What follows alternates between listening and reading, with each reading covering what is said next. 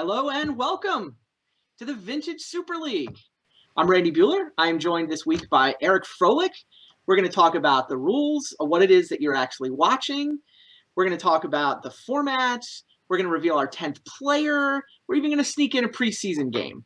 And meanwhile, we'll be keeping one eye on the chat. So if people have questions for me or for Efro, we're here. Should be fun. So I know a lot of people have just gotten to the chat or asking, what is this? What's actually going on? Here's the scoop. Vintage Super League. So we've got an awesome roster. We've got 10 guys. We're going to play a round-robin tournament. So over the course of the next 9 weeks, everybody plays everybody once. Pretty straightforward from that sense. So that means that each week is essentially you get 5 matches. So 10 players, 5 matches. We'll watch all 5 matches sort of one at a time. We'll sort of line them up, and then that's the broadcast for Tuesday. 9 weeks later, we cut to the top 4, and we'll play some playoffs. That's the short version. We should make sure everybody knows who's playing. I know that we've had this image floating around Twitch for a while, but we've got 9 players that we've announced so far. It's an awesome setup. Eric is, of course, one of them. I know you accepted pretty quick when I asked you, Eric, yeah? I mean, you had already told me a couple other members, plus yourself, obviously Hall of Famer, big vintage activist enthusiast. Like, it already sounded extremely exciting. I love vintage. I know I'm the fish in this pond. Like, oh, are you? I feel like in most Magic tournaments I enter, I'm definitely the shark. I've played vintage. I collect vintage. I love vintage. I try to brew vintage. My vintage experience is maybe the least of anyone in this group. So, yeah, it's definitely a challenge for me, which is also exciting. I like that. Nice. Yeah, no, I could see myself finishing last in this tournament. I could see anybody finishing last in this tournament.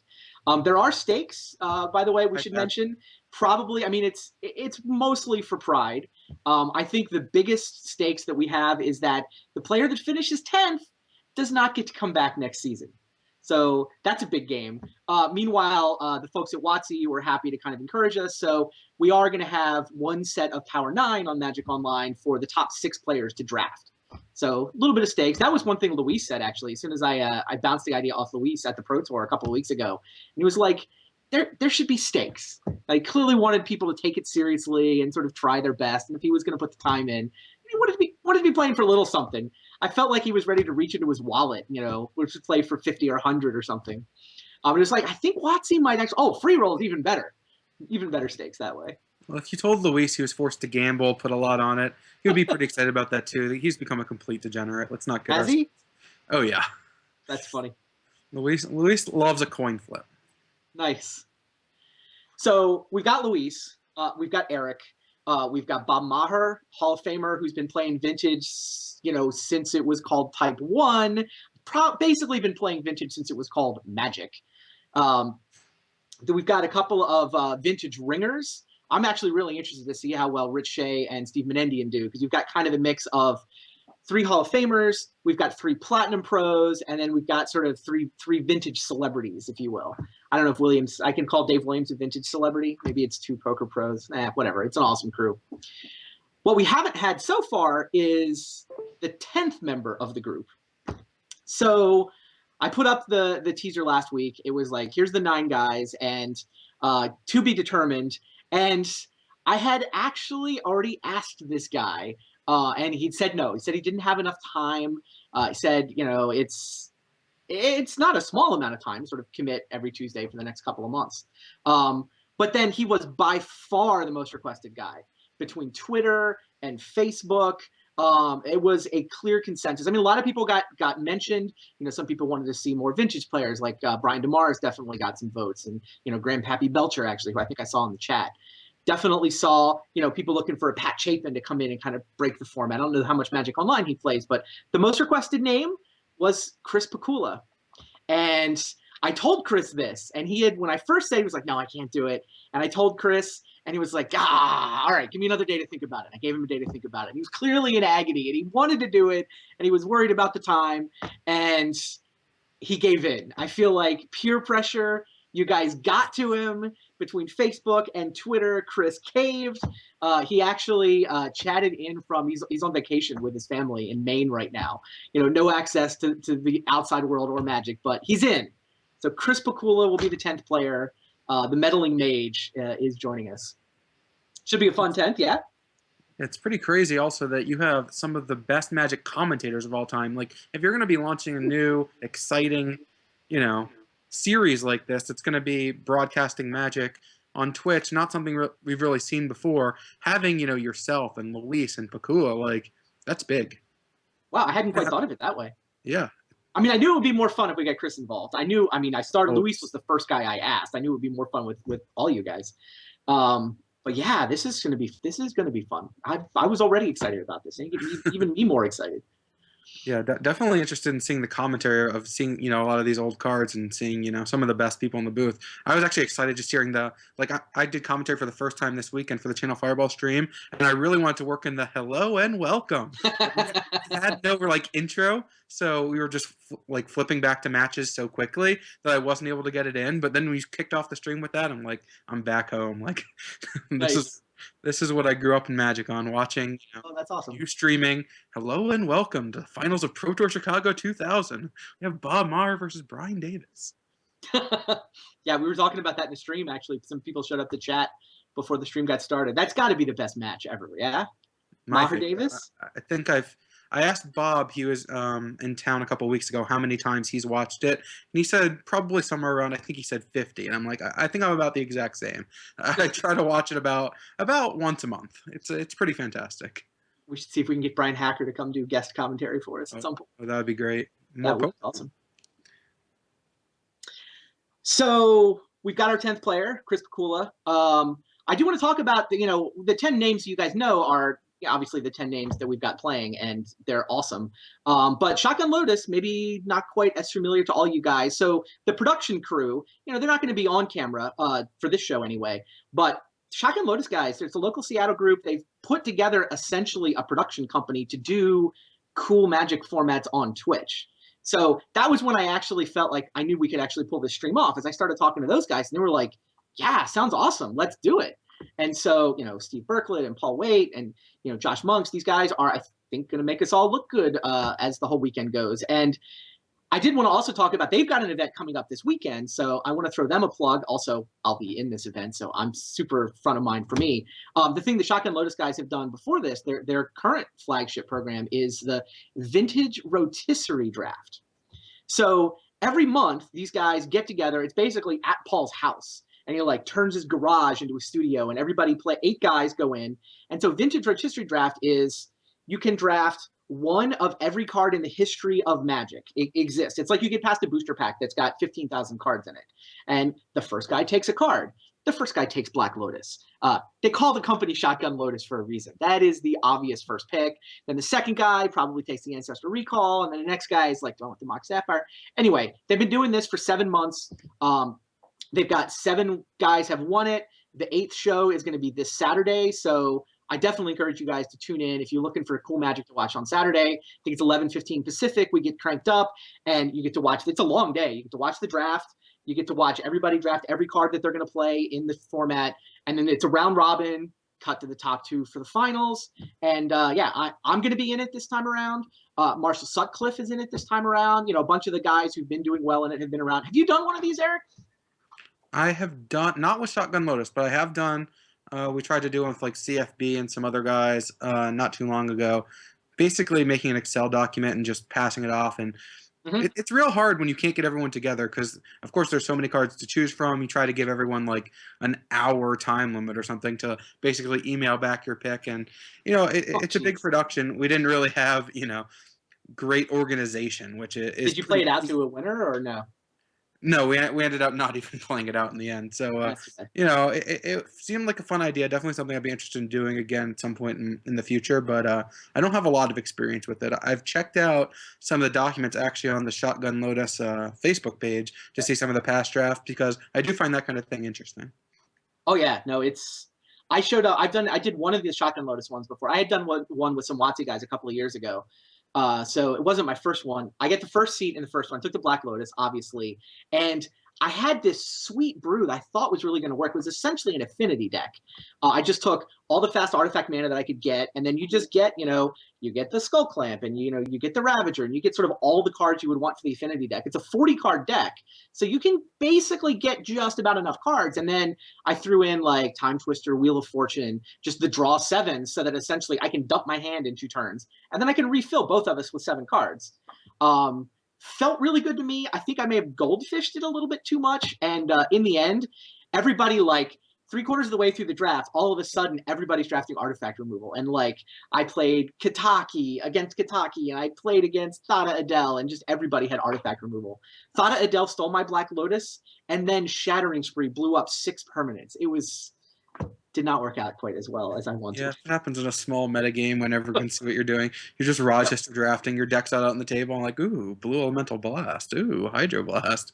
Like, yeah, exactly. Right, yeah. The other funny thing, by the way, I bought my entry fee. The tournament is played for booze, so everybody's got to bring a bottle of something. I managed to find Dead Guy whiskey. I did not even realize there was Dead Guy whiskey. I don't drink a ton, but figured I could probably do okay with anything that's single malt on it. Was my backup strategy, but the rogue Dead Guy whiskey, had to go with that. So somebody will be walking away with my bottle of Dead Guy whiskey on Saturday. There's hopefully no CMU vodka or anything?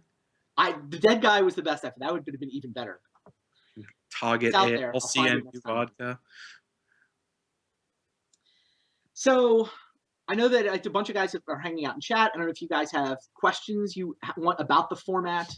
For those guys who were getting here late, we got 10 players. Everybody's gonna play 1 match a week. So it'll take 9 weeks to go through a round robin. 10th place doesn't get invited back. Top 4 go to the playoffs. The way the playoffs are going to work, by the way, I don't know if you picked up on this in the rules doc I sent around, Eric. It's kind of King of the Hill format, if you will. 4 will play 3. And then the winner of that will play against the 2 seed. And then the winner of that will play against the 1 seed. So the regular season matters a lot. And you got to put up a result, or you're going to have to play a bunch of matches if you want to win the thing. So the best record will get you automatically into the finals? Precisely. Yeah, and then any ties that we have, we'll just play playoff games. So, I mean, you might actually have a playoff game for seeding, and then you go through.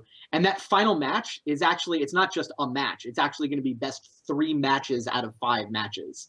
So we'll get enough matches to actually sort of have the winner really earn it, and then presumably also earn the right to draft the Black Lotus. So.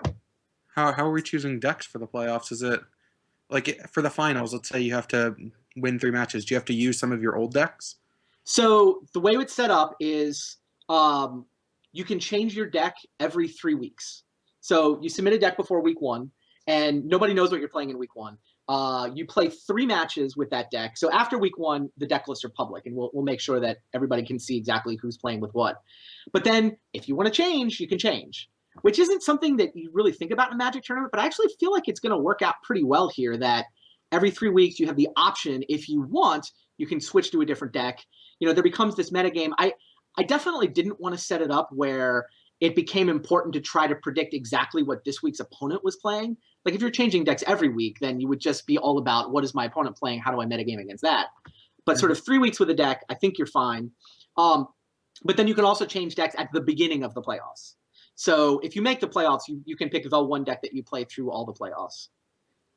There's no rule. What's that? Your best 3 out of 5 in the finals is going to be with just the 1 deck then you choose for the playoffs? Yeah, you choose 1 deck for the playoffs, and you play all your playoff matches with that 1 deck. And we'll obviously make the first seed choose before any playoff matches are played, right? They need to know. They don't get to know who they're playing against or anything. Right. Yeah, sideboards, of course. It's just we're just playing Vintage, right? Vintage is on Magic Online. All of the cards you could ever want to put in your deck are on Magic Online. It's not quite every card in the history of Magic. I actually saw the Shotgun Lotus guys actually posted a banned list. There's like 500, maybe 1,000 cards that don't exist, but it's all just, random obscure Legends cards that never matter. Pretty much every card is now online with Vintage Masters being legal. So choose what you want. 60 cards, 15 card sideboard. Have you played much Vintage lately, Eric? Like, do you know what you're playing? I don't know what I'm playing.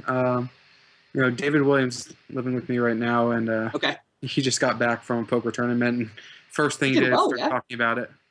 What's that? He did well. It was like Arizona State Poker Championships or something? Yeah, he ended up final tabling that tournament earlier today, and then caught a flight in the afternoon, and got back tonight. He's already starting to talk about, because he plays against, I guess we haven't started talking about the schedule yet, but he plays against, some It's of the scrolling on the vintage bottom. players. He plays against some of the vintage players in the early rounds. He's like, what's the best way to go? What's the best Oh, approach interesting. here? Yeah, no, we've got the week 1 schedule is scrolling across the bottom of the screen. We'll talk about it a little more later, but he's got Menendian first. And then I've shown you guys the schedule for the whole tournament. So I guess he must play Rich in the first segment as well. Yeah, I believe he plays Steve and Rich in the first 3 weeks. So trying to come up with something spicy, I think. Interesting. But you don't know what you're playing. I've narrowed it down to a few different choices, but yeah, I'm still trying. I haven't fleshed out all the details. There's a couple different archetypes that I haven't seen anyone play before that I think might be kind of interesting, and I'm not sure how much I want to experiment. Like starting off with that 0-3 and risk getting in dead last before we even get underway. That's a little bit of intimidation to not stray off the beaten path too much. But yeah, I'm not really sure. I mean, Vintage is a format that I've always loved because I loved playing with Black Lotus and Ancestral Recall. Of course, I started playing Magic in '94, a little bit after these cards were popular, but obviously still in print, weren't too expensive yet. So, I've been around this game for 20 years, and I really like playing with the old cards. And, some of the more powerful, robust strategies that aren't blue, I guess, are playing or don't really utilize cards like Ancestral Recall, and that's hard for me to swallow sometimes. So it's tough to decide whether I think that those decks will give me a better chance to win a couple matches or whether I just want to play the cards that I love. So a lot of options. Of course, Vintage, a very diverse format. So yeah, a lot to choose from. Cool. So this is just the preview show, and we're testing stuff out. And you guys, we're doing a lot more talking here than I expect to do in general. Most weeks, it's going to be 5 matches, right? We'll have the 5-match schedule. We'll play a match, maybe talk for a couple minutes about what happened, play another match. And the idea is to get the competitors involved in the commentary too. I expect it'll be me doing the commentary for, me paired with somebody for the matches I'm not playing in. But then, we'll get 2 other guys. I don't want to commentary on my own match. It's going to be hard enough against this field, even without that distraction. We do have one preseason match set up for you guys today. Tom Martell has offered to play scrimmage match against me. I think that we should see if anybody has any questions for Eric before we switch Tom in.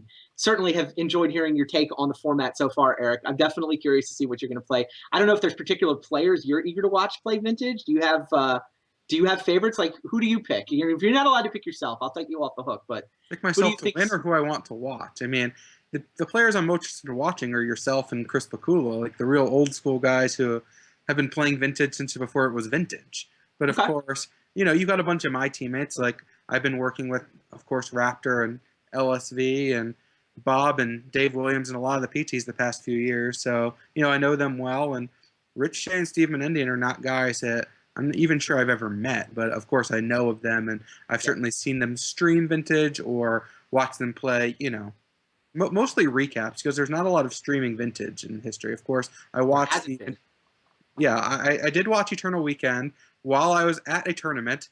I think I ended up messaging you while I was watching this tournament while at an SCG Open playing in LA. I was actually watching the coverage in between rounds. I remember that. Yeah. So, I mean, I just can't really get enough of it because I find the format really exciting, really fun. So, yeah, I try to watch as much as I can. And, of course, we haven't had that option available really too much until right now. So I guess you're kind of breaking that mold. But, yeah, I mean, of course, you're talking about having, 3 members of the Hall of Fame, several more people who have potential to make the Hall of Fame anytime soon, and, essentially the Vintage Masters themselves. So, yeah, it's pretty crazy. It's definitely... It's got that, I guess, I don't watch a lot of golf. I guess that's the thing. But the Ryder Cup I love. Like, being able to watch these matchups, these one-on-ones of, Tiger Woods versus Garcia and just, like, anything. Like, that's what it feels like. Every match is just going to be, like, there's not going to be a bad match. There's no bad player in the field. So it's going to be crazy. Let's just put it that way. Like, you're going to see some good decks and tight play, people who know what they're doing. And, yeah, I don't think we've ever seen that before. It's so hard to even get paired against people who have played a lot of, like, even in the Eternal Weekend at Vintage World Championships, you're not going to play against that many people who have that much experience just because it's not that common. I mean, people love Vintage, and everyone, who's been around for a long time is going to play it in their spare time. It's something that, we love to pick up the Ancestral Recalls and Black Lotuses. They're just very fun to cast. But, yeah, you don't get to see too many matches against people who have that much affinity towards vintage. So yeah, this is going to be exciting. I'm certainly excited to play, and I will be watching probably every match that I can, just as a pure fan, not even to try to scout or get any kind of advantage. Just I just enjoy watching it. So So yeah. it's a great answer, but you also dodged my question. You're not going to Oh, pick a winner? I forgot you had a question. Pick a winner. I'll take Bob Maher. Bob Maher. Wow. That's a nice pick. Yeah, he ended up losing to Owen Turtenwald, I guess, for the Vintage World Championships not too long ago. And Yeah, a couple years ago. yeah, of course, he's been playing forever and Hall of Famer, fantastic player, plays Magic Online all the time. Like all of Nice. his free time, I feel like is devoted to playing games online. And you don't see him in as many Pro Tours and Grand Prix as we might like. He's got a busy schedule, the job, family, 4 kids. It's tough, but yeah, one of the best players to ever play. I think he's going to come with something special, and he's gonna play pretty tight. That would be awesome. I'm the initials have gotten me right. I've already mistaken VSL Vintage Super League for LSV once. Of So I course. feel like he's got some like synergy with the format. I think Luis, assuming I'm not allowed to pick myself, of course. Yeah. I think Luis is maybe the guy I'm going to be watching for the most. So we're all about the Hall of Famers here. Is that what we're saying? Oh yeah, evidently. Yeah, those guys are pretty good at Magic. Fair enough. We did have one question for you from the chat, actually. Eaton Block is wondering what skills you think Vintage tests more than other formats. Are there specific skills that are relevant to Vintage, but not necessarily the rest of Magic? I don't think that there's anything that's totally Vintage specific. I actually think that playing some Vintage has helped me with playing better in other formats because things like sequencing and planning a few moves in advance. While in Standard, it's not going to be the same. Like Vintage, you're planning a few moves in advance for the same turn or for your opponent's turn. Like you're basically planning one turn in advance, but there might be 9 moves that you take in between. While in Standard, it might be 3 turns for those 9 moves. Let's say something like that. But it's still going to be a similar skill set. So yeah, of course, Vintage, I think a lot of people who aren't as familiar with the format are concerned with things like turn 1 kills, things are too degenerate, blah, blah, blah. And of course, we both know it happens, especially you, loving your turn 1 decks. But yeah, like that's not what Vintage is all about. Like Vintage has really complex board states and really, not necessarily board states, but complex decision trees and, moves that you have to make because you can't make a mistake. If you're going to cast a tutor, you can legitimately get a dozen cards out of your deck and have it be correct at any one time. So it's real tough. I mean, you're playing a lot of one-ofs. It's harder to plan ahead for what your next draw is going to be because, you're just as likely to draw your Ancestral as your Lotus, as any one of your Moxes as your Time Walk, as opposed to another format where you're full of 4 of. So a little bit more challenging on that front. But, of course, these cards still have a ton of redundancy. Your Mystical Tutors, Vampiric Tutors, Demonic Tutors are all going to have similar things. So yeah, it really has to do with sequencing, planning in advance, and not making the small mistakes that allow the opening for your opponent to take advantage and blow you out. And another key thing, of course, while we talk about turn 1 kills and the degeneracy of Vintage, is having some idea of what your opponent's playing and then keeping hands that can win. I mean, yeah, that's part of the format where if you can't interact with your opponent, they're going to kill you before you can kill them. Well, what are you doing? So that's a huge part too. So mulligans and sequencing. Yeah, no, I agree with everything you said there. I feel like there's some different axes you have to think on, but it's still Magic. It's still fundamentally Magic. So I think what we're going to do now, kind of a test show for us. I think I have the ability to play a commercial, which will give us time to get Tom Martell patched in, and then we'll be set up to chat with Tom and go play a scrimmage match. So thanks, Eric. Right. Certainly see you next week for week 1. See you again next week. Exactly. All right, so we will be right back right after this.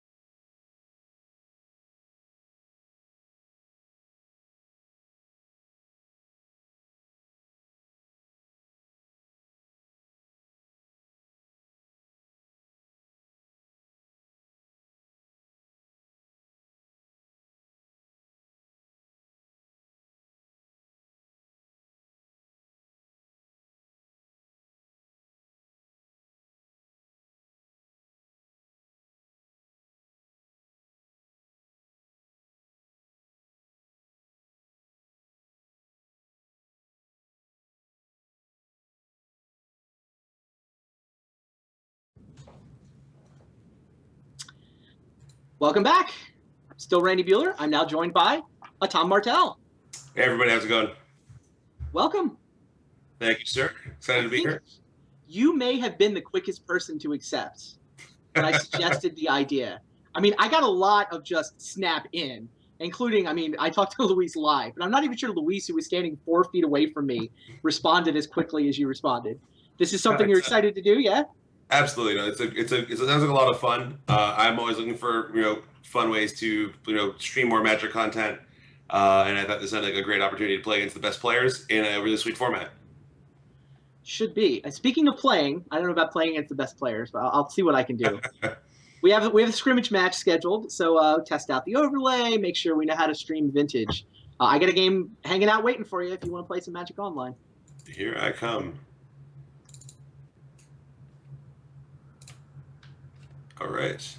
We have not submitted deck lists for the tournament or anything. These are just the decks that we felt like scrimmaging against. I won the die roll. That's awesome. Yeah, I rolled a 5. I think my record against you in Vintage is pretty atrocious. We played at some GP that late night. Maybe yes, that was fun. I did quite well.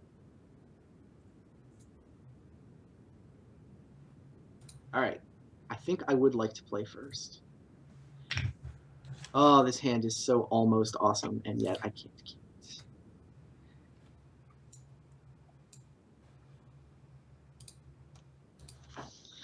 Yeah, I think that, we'll just talk through the game we're doing here. You're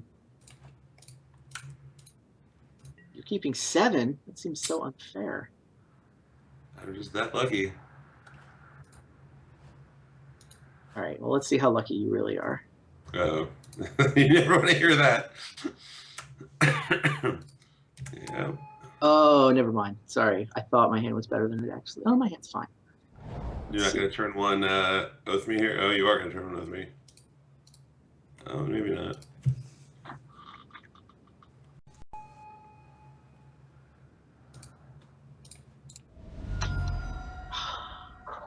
That card has changed this format so much. So sad. Ugh. No over there. Let's not get ahead of ourselves. Simmer down. Mental misstep's so good. Fast bond. But you're playing a gush deck. What are you talking about? Nobody I plays just like to play an extra mana on turn 1. Is that so wrong? That's all you're up to? Nothing to see here.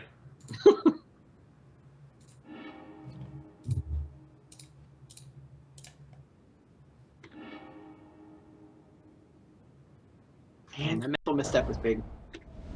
There really isn't anything to see here. My draw is pretty underwhelming.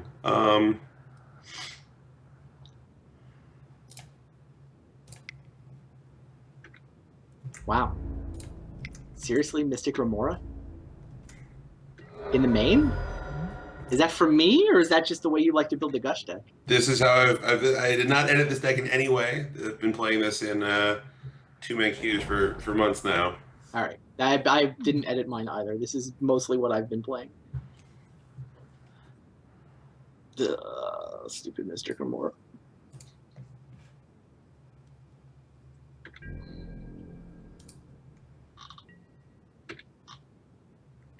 Andrew Cuneo was the first guy to ever play Mystic Remora against me. And I'm in good company. Yeah. Although, we should have topped one of those cards in that scry. I may have been too greedy.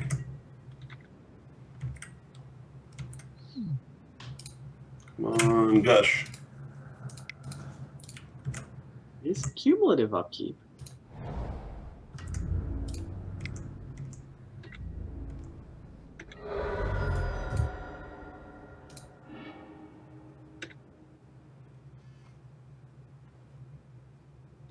Oh Lord, I have different art on my. Oh, this is just hideous. This is the ugliest underground sea I've ever seen. I can't put that one to play. Your multis are kind of ugly. Yeah, you got to go for the better looking ones. What's that? The original Masters Edition. So this is tropical. I think it's just it's bugged, or they're just not showing the text box properly for some reason. All the tropicals look like that. I think it's only the original Masters ones. Oh, is it? Yeah, the VMA ones have the new frames, and I think that there's an in-between printing that has the better art box. Yeah, Fine. Here's my hand. The new frames are hideous. I would not be caught dead with one of those. The new frames are hideous? They're not as bad. The bastard one you've got is the ugliest. I had first turn Necropotence. You didn't have to have the mental misstep. You can't give all the fun. Not letting me have any of the fun, though. That's the problem. Guess I take Windfall here. Windfall or Burning Wish? I'll take Windfall. Yeah, I thought about I didn't want to Windfall into Mystic Remora when it was only for like 4 cards. Not sure if I will regret that decision. So what you're up to, you played a 3rd land, so you can upkeep it another turn? I gotta keep it again, yeah. All right, make you show me a 4th land.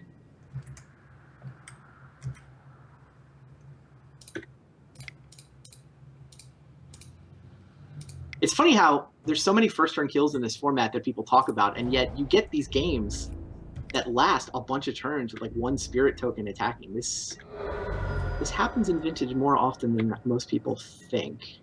It does. I will say, in defense of these tropical islands, they did not look like this under V3. This is a V4 issue. Oh, I see. They looked quite good in V3. These were the best ones in V3. A likely story.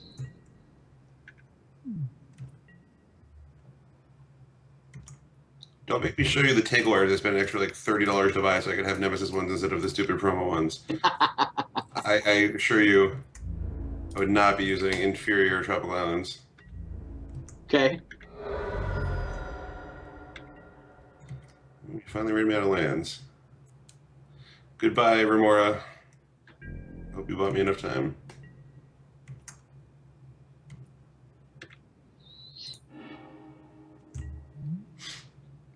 Of course, there's the land.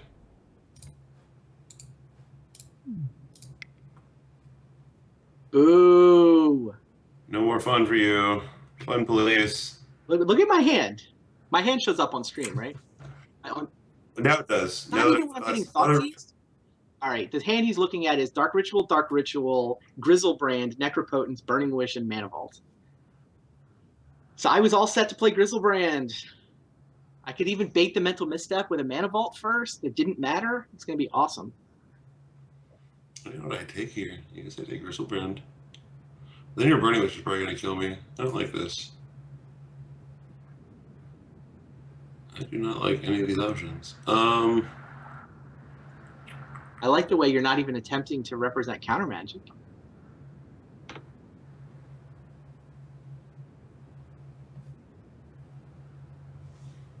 I think that's the scariest. Took the Burning Wish. Time Walk? All right. I can't do anything about that. Rar.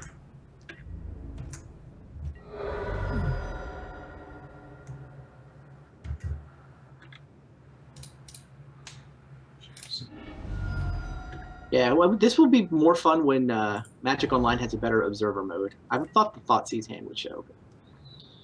But no way to show cards in hand, unfortunately. I mean, one person streaming can show you their cards in hand, but in terms of having an observer in both matches, it just doesn't.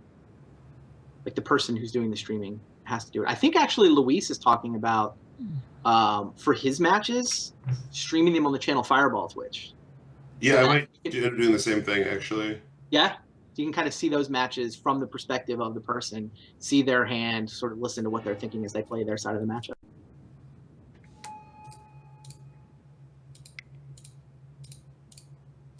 Now what are you up to? Well, that's a good card. Nothing to see here. Carry on.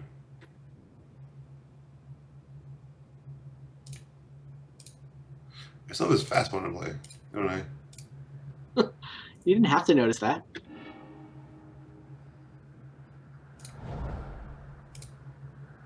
I like how it says I have 2,000 land plays remaining. I want to build a deck that can gain infinite life and can actually run out of my fast one plays. That's funny. My Necropotence gets worse tomorrow. They fixed the bug. You see each thing? Yeah, no, it turned out that if you had searched your library at any point during the game, then later in the game, set cards aside with Necro, they were set aside face up. Huh. Yeah, kind of a big change in the power level of that card. Burning Wish got Burning Wish got Thoughtseized, so nothing got with the Burning Wish. So Storm count is 6. Oh, you're going to storm kill me? Is that how your deck works? No, that doesn't sound very sporting.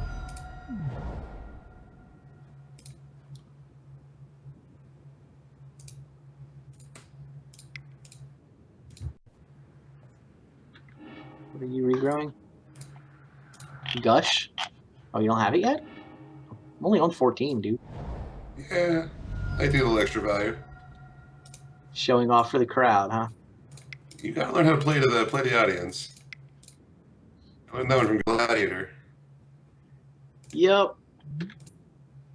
I'll make you go through the motions then. If you're gonna overkill me. Actually, oh, is it one over? I thought I had to play one more spell. I actually thought I wasn't overkilling you. But you're right. Stormcast was 6. It was actually illegal. All right, good game. It was basically I did the mental misstep. You never did show me a Force of Will or anything. I mean, maybe you've had it the whole game. Maybe.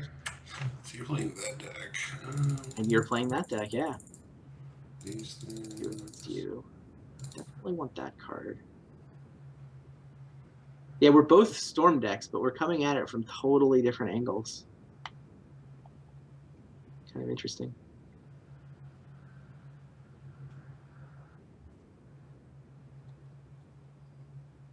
I want to board out this Underground Sea. It looks so bad.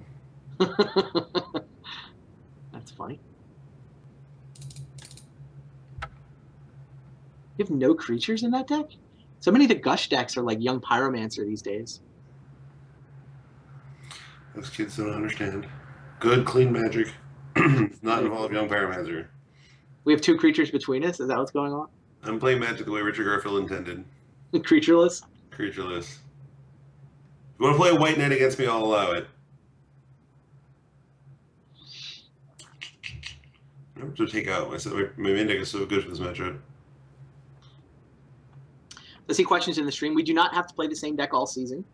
We can change every 3 weeks is the way we've set it up. So with a 9-week regular season, you basically play one deck for the first third, one for the middle third, one for the last third, and then you can change again for the playoffs. So you could play as many as 4 decks over the course of the season.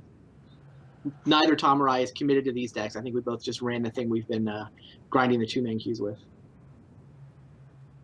Hey, you going to play some of the Vintage Championships that's coming up? Yeah, I definitely intend to. I haven't looked to see the timing on them or what's going on, but I want to play in them. So I believe it starts, it's the upcoming week. Like the downtime tomorrow comes back up and it's constructed qualifiers for the next week. And then the championship is like a week from Saturday. So it's like Wednesday to Tuesday qualifiers for a Saturday final. And yeah, the prizes for the final are like the top 4 all get at least 1 full set of Vintage Masters. I think first gets a foil set and a regular set, second gets a foil set, and then third, fourth gets a regular set, something like that. That's what they did.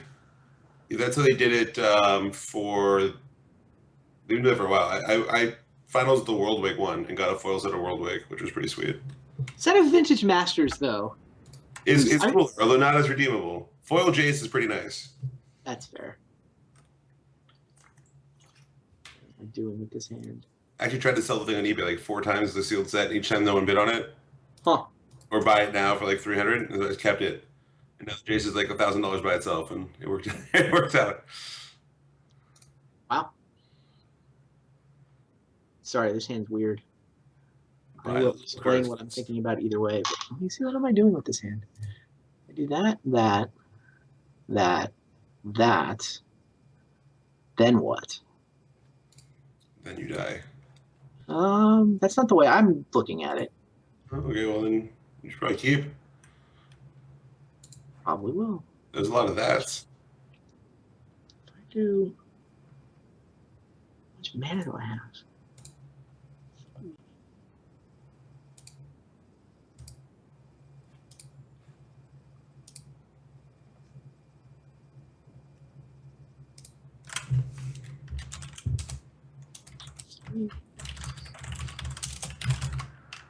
Whatever. Let's try it. See what happens.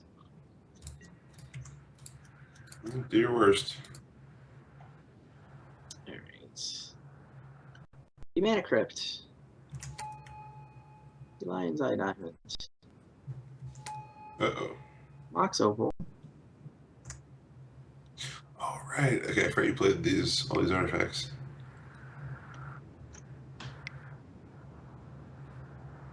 I am going to cast Burning Wish. I'm going to hold priority.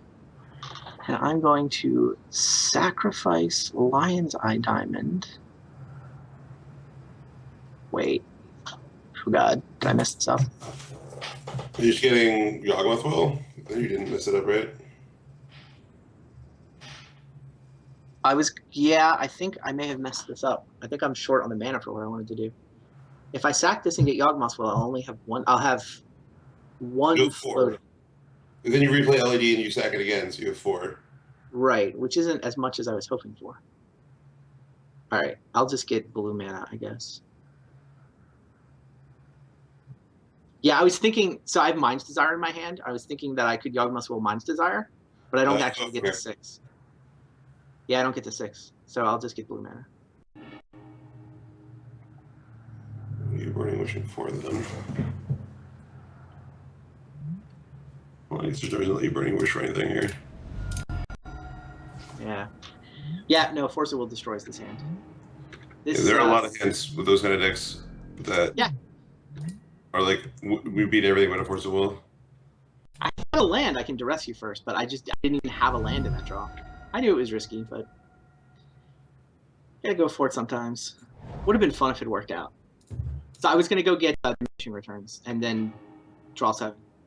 Keep going, probably. I don't lose to Mental Misstep that time, but I lose to exactly Force of Will.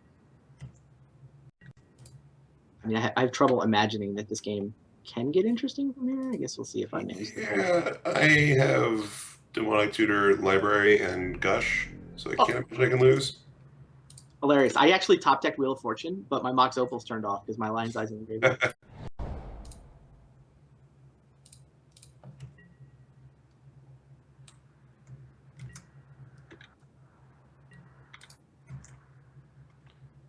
I'm guessing this. No, maybe not. I figured this Mana Crypt might kill you before I get around to it.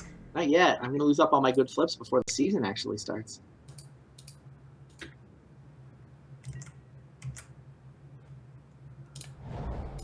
I guess Chad is suggesting I could have turned 1 Duress and then done nothing. That's not. Certainly not the right way to play the crowd. I wonder if that's better. I think if I'm only going to turn 1 Duress with that hand, though, then I shouldn't keep it. I should just mulligan it. Yeah, I agree with that. What do I want to do here? I guess that's what I say go. Letting you play land is just terrible. Oh, yeah, you're on the library now?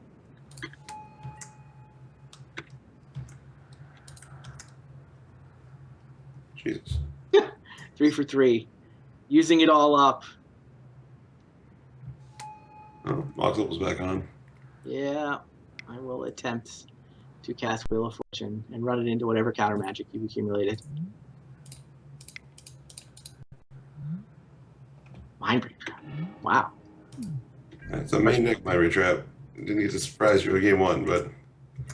Oh, that's in the main? Nice. Yeah. I don't like to lose the Storm. I picked the wrong preseason opponent, I guess.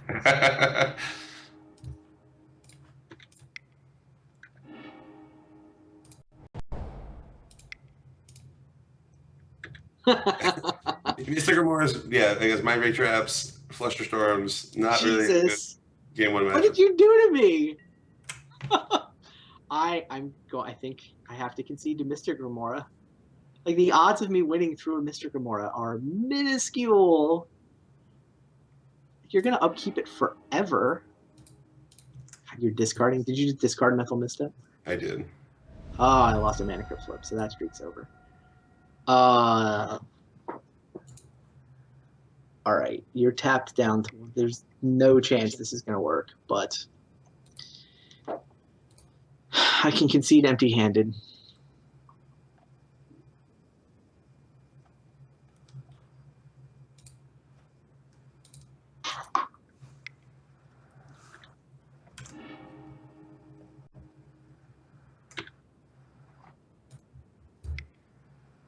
Hail Mary! What? Oh, you're gonna Mystical Tutor and Remora to draw the Force? That's hilarious. Yeah, All right. Good tech, good beats. I actually caught you without a second Force of Will. Hilarious. Now here's 4 mana for Elvish Spirit Guides in my no hand. Funny. All right. Good enough. You win. Yeah, that deck that was not a favorable matchup for you. That is not a good matchup for me. No, I can normally do all right against the blue decks. I mean, I feel like I actually run a main deck defense grid in this list, and I board in an additional one that can often mess with people. Plus, I mean, a lot of the people you run into don't necessarily pile up the blue deck optimally. You kind of build up, the giant handful of stuff in the Mind's Desire, or you sort of sneak in around whatever permission. But yeah. You have to figure out which thing to counter, which can be tricky. It's not always obvious Right. like what the right spot is to break them up. Right. Yeah, no, the misstep on the ritual in particular is one that some people will just let Dark Ritual resolve and figure I'll counter the next thing. But yeah, my hand that hand definitely couldn't afford to because this was my only defense in the first hand. Sure. The second hand, if I trade my hands, I actually have a shot, right? Yeah. The second hand wins through a misstep, and the first hand wins through a Force of Will. Or yes. It's better through a Force of Will. Yeah, had you duressed on turn 1, I mean, obviously they should just mulligan that hand if you're keeping it, if your plan is to turn on duress. Yeah. But if it had, was it Force, Jace, Preordain, Nature's Claim, Demonic Tutor, 2 lands. So Sure. you like duress my Force. Yeah. And then you're like in decent shape probably, but again, I mean, you have to know that like most of my hands you want to just go for it, I think. I think so too. Yeah, no, I don't want to let you start playing lands, I don't think. Yeah, and I'm still, even if you take my Force, I'm still going to cast a Preordain on my turn, right? And so I can easily dig to something that's going to be useful. All right. Well, that was fun. Seems like we do have the overlays working and all the stream tech. Kind of a test show for us in part. I do want to talk about the week 1 schedule a little bit. Sure. We've been scrolling it across the bottom of the screen. I don't know if everyone has looked at it. Have you thought at all about your week 1 matchup? Well, I just found out who I'm playing, so You're playing Chris Pakula, right? I'm playing Preseason. I'm going to play a deck that is not soft to meddling mage. Is my plan. That's funny. I don't know exactly what that is, but I'm not sure either yet. But I mean, I know he plays in Legacy. He plays Rug Delver, so sure. I don't know if that will influence his vintage as well. We'll see.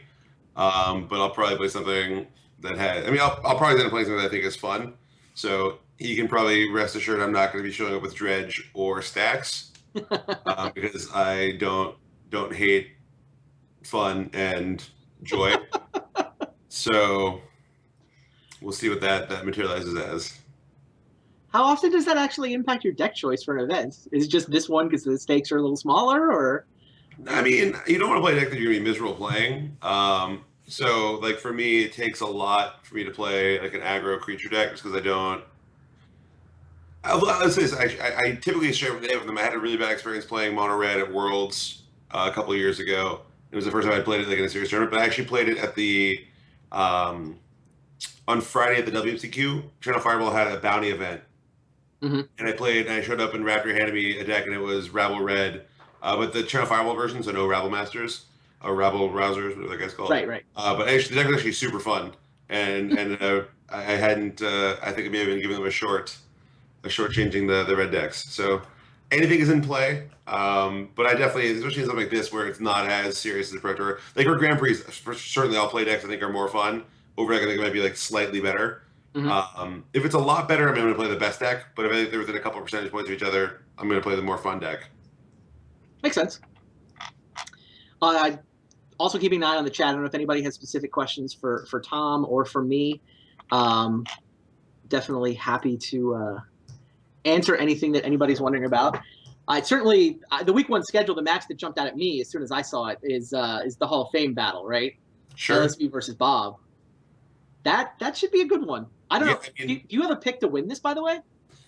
I grilled Efro. I told him he wasn't allowed to pick himself. I'll say the same thing. If you're not allowed to pick you, who's your pick to win this? I'm going to say probably, I'm going to go with Efro, actually. Efro, okay. I think he is the right cross-section between great at Magic and has vintage experience. Although, from here, he was downplaying his vintage experience when he was talking to you. I was listening in, which Sure. makes me kind of reconsider. You I believe him? wouldn't say LSV, but LSV just likes playing like gimmicky stuff too much. So I think he will.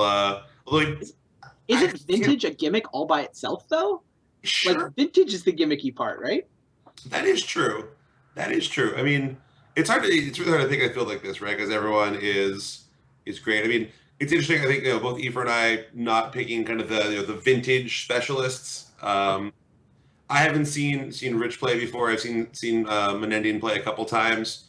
I mean, obviously they're certainly like they're not terrible Magic players, but I do think people overrate format specialization versus just being good at the game, and it it's possible they're playing a ton and they're at their peak of their games, but if they're not, they're playing against me, Raptor, Ifro, Luis, people who are playing on the Pro Tour all and playing Magic all the time, and even if they happen to be maybe a little bit better at the format, I think that my guess is that we can make up for that just because we play so much more Magic than they do just generally, and some of it will still carry over.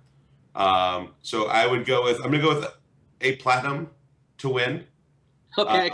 And we can see which one that will be. It's gonna be you're thinking Raptor. You're alluding to your own platinum status. It'll be Raptor that comes out. Like you got a free Raptor. I was not allowed to pick myself, so I'm not attempting to do that. No, I think really anyone could win this, right? It's 10 people who are all very good at Magic, very good. Have played a lot of Vintage, have thought about it. This is. I'm saying if I say I think Ifro is the favorite, he's like a tiny favorite over the number 2 person who's a tiny favorite of the number 3 person. Anyone, there'd be no one that would shock me if they won the event. How much Vintage does Josh play? Do you know? He doesn't play a lot, but Josh, I think he's a really good deck builder. Yeah. And that is something that a lot of people in this, I'm guessing, aren't. Like I'm not at all. So I'm sitting here, looking at Bazaar of Mox and results and tinkering with lists and trying to figure it out, but Josh can kind of just, I think he will probably have the best deck selection.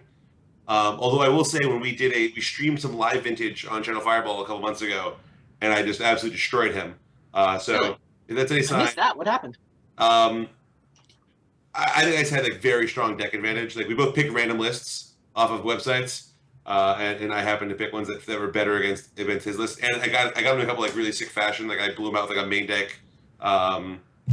Flusterstorm, the one he was playing a Storm deck, and then we switched it. So, but him spending some time actually thinking about it, if he puts the effort into picking a deck, I think he will have the best deck for the tournament. Either him or one of the 2 Vintage specialists, where that actually playing Vintage will help them on deck selection. How much do you think the switching decks every 3 weeks factors into that, though? It's huge. I mean, if say someone does have something that turns out to be just busted or is just noticeably better than everyone else. That only works for 3 games or 3 matches, and then all of a sudden people are going to modify it and shift to that. So it's going to be hard to stay way ahead of everyone else. It's interesting to try to predict how will people shift. Do I move from one version of Storm to a different version of Storm? Do I go from Storm to Oath? Those are not huge jumps. But if someone goes from like Dredge to Stacks, that person's a horrible human being. But it actually really is moving huge jumps across the metagame, and their matchups are going to change dramatically. Right. Should be fun. No, it is. I mean, I already know, for instance, I work with Matt Sperling, who I think was hoping to get into this. Hopefully he can make it into a future season. But I've already recruited him. I'm trying to get him to serve as my second, so I can tap into his Vintage expertise, form a little mini team, and until we can come up with here. Makes sense. I think we're just about done with the preview show. Recapping everything that's gone on, we announced Chris Bakula as our 10th player. We've got a week 1 schedule. We will be here next week, so we are 1 week away from the end of the regular season. It'll be 9 weeks. Everybody plays everybody once. And so that means every week there's 5 matches. You get to watch all 10 players play against somebody. We'll do the matches sort of back to back to back to back. Try to get as many of the commentators, as many of the competitors into the commentary booth as we possibly can. So it'll be like this, me and Tom, I'm sure, will be up for some of the matches. And, whoever is commentating, 5 matches a week, come back the next week. 9 weeks later, we cut to the top 4. What did you think of the playoff structure we've got? I mean, that makes it a big game to do well in the regular season, and I like that. I think a lot of these, either it's decided kind of midway through, and the last couple times aren't that exciting. We saw that at the World where there's nothing to play for at all in the last round. You want to avoid that. So here, always be jockeying for seeding, which is hugely important. Even just playing for 6th for 7th, like, do you get a spot in the prize? It goes down to top 6, right? Yeah, exactly. Get prizes. So there's gonna be a lot to play for there. Hopefully, maybe in future seasons we can brainstorm some ways to make you care if you're 8th. I guess you don't want to be 10th, right? 10th is a disaster. Right. The only spots like 7, 8, and 9 are actually equivalent, I guess.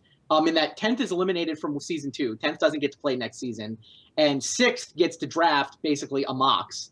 So 7, 8, and 9 are equivalent, but I figure in 7th you're almost 6th, and in 9th you're still bad. Stay out of 10th. What if you did this, and this is something thrown out for future seasons? 7 through 10 does the same thing as 1 through 4, but reversed. 7 through 10 does the same thing as 1 through 4, but reversed. Yeah, so like you aim at the bottom off, where you have to. Oh, so you play for the last. And the loser has to play again. So 7 plays 8, and the winner is safe. Now the loser plays against 9. I like it. Right, the loser of that plays 9. The loser of that has to play 10th, and then the loser of that is out. That's actually really good. I like that. Yeah, so we can add that in for some. When you play fantasy sports, you're always trying to find ways to make the loser bracket still care. Right. And, so things like that could be fun. But I think I figured with the prizes going down to 6th plus 10th place having the big booby prize, all the spots did matter. But we could add a last place playoff. It's not too late. Whether or not that's there, I mean, everyone's gonna care, right? Because these matches are gonna be streamed. Even if I'm 0-8 and I'm playing the last round, I want to win on camera, and I think everyone else will feel the same. So I'm not too worried about people mailing it in, like you get in fantasy sports. I think it's gonna be a hotly contested week after week, and I'm very excited to get started. Yeah, no, I am too. It's going to be a lot of fun. I hope you guys will tune in. We will be back 1 week from now. First round of matches, including the battle between the guys that Efro and I picked to win it. We'll see Bob Maher and Luis Scott Vargas in the first Hall of Fame on Hall of Fame violence. I'm Randy Bueller. Thanks, Tom, for joining us. We will see you guys next week.